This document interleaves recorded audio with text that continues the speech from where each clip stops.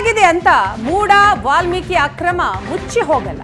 ಅಕ್ರಮ ಆಗದಿದ್ರೆ ಸೈಟ್ಗಳನ್ನ ಯಾಕೆ ವಾಪಸ್ ಕೊಡ್ತಿದ್ರು?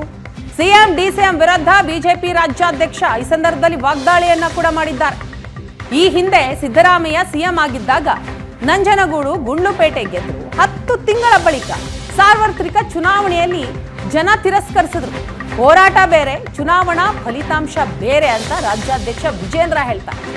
ವಾಲ್ಮೀಕಿ ನಿಗಮದಲ್ಲಿ ಅವರು ಹಣ ಲೂಟಿ ಮಾಡಲೇ ಇಲ್ವಾ?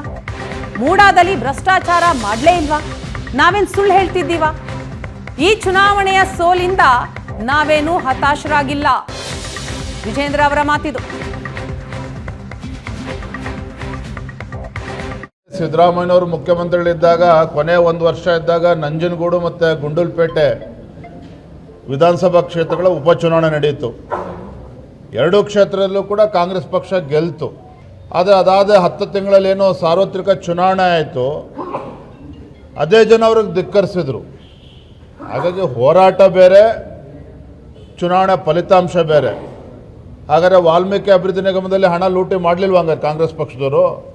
ಸಿದ್ದರಾಮಯ್ಯನವರು ಭ್ರಷ್ಟಾಚಾರದಲ್ಲಿ ಅವರು ಆರೋಪಿ ನಂಬರ್ 1 ಅಂತೇಳಿ ಇವತ್ತು ಕೋರ್ಟ್ ಹೇಳಿಲ್ವ? ಹಾಗಾದರೆ FIR ರಿಜಿಸ್ಟರ್ ಆಗಿಲ್ಲ? ಹಾಗಾದರೆ ನಾವು ಸುಳ್ಳು ಹೇಳ್ತಾ ಇದ್ದೀವ?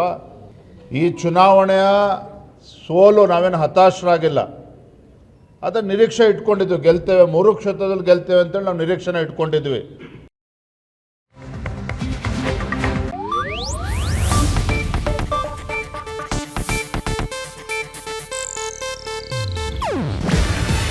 ಇದು ಏಷ್ಯಾನೆಟ್ ನ್ಯೂಸ್ ನೆಟ್ವರ್ಕ್ ಪ್ರಸ್ತುತಿ. ನೀವು ನೋಡ್ತಿದ್ದೀರಾ ಏಷ್ಯಾನೆಟ್ ಸುವರ್ಣ ನ್ಯೂಸ್.